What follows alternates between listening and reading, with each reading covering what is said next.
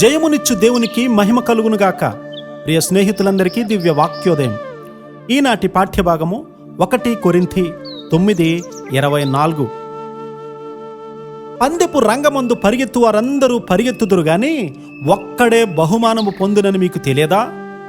అటువలే మీరు బహుమానము పొందునట్లుగా పరుగెత్తుడి. పందెపు రంగంలో పరిగెత్తే వారిని గురించి ఇక్కడ చెప్పబడుతూ ఉంది. కొందరు పరిగెత్తాలి కాబట్టి పరిగెడతారు. బహుమానము పొందినట్లుగా పరిగెత్తుడి అని పౌలు గారు ఇక్కడ చెప్తూ ఉన్నాడు. గెలవాలని అనేకులు పరిగెత్తుతారు. కొందరు ప్రారంభంలోనే ఆగిపోతారు. వారికి ధైర్యం ఉండదు. నీతి కలిగి ఉన్న వారిని చూసి ఇతరులు భయపడతారు. కొన్నిసార్లు భక్తి లేని వారి వల్లే మనకు కూడా తెలియకుండానే మాట్లాడతాం. అజాగ్రత్తగా పలికిన ఒక్క మాట అయినా కూడా రోజంతా బాధపడేలా చేస్తుంది. మరి పందెపు రంగంలో పోరాడే ప్రతివాడు అన్ని విషయాల్లో కూడా మితముగా ఉంటాడు.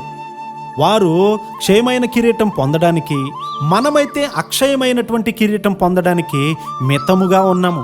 ఒక సహోదరుని గూర్చి అతడు చాలా మంచివాడు, కానీ అతని తిండికి మితము లేదు అని చెప్పారు.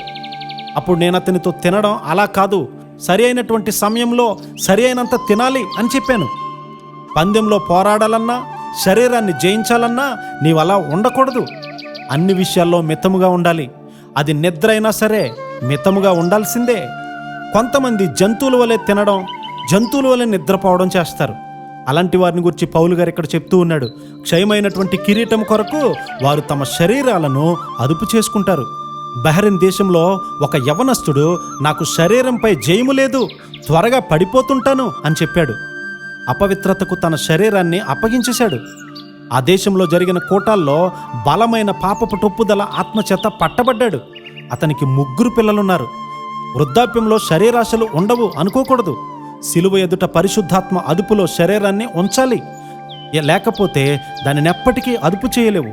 క్రీస్తు వారిని ధరించి సిలువ శక్తి చేత మనందరము నింపబడుదుముగాక. ఆమేన్.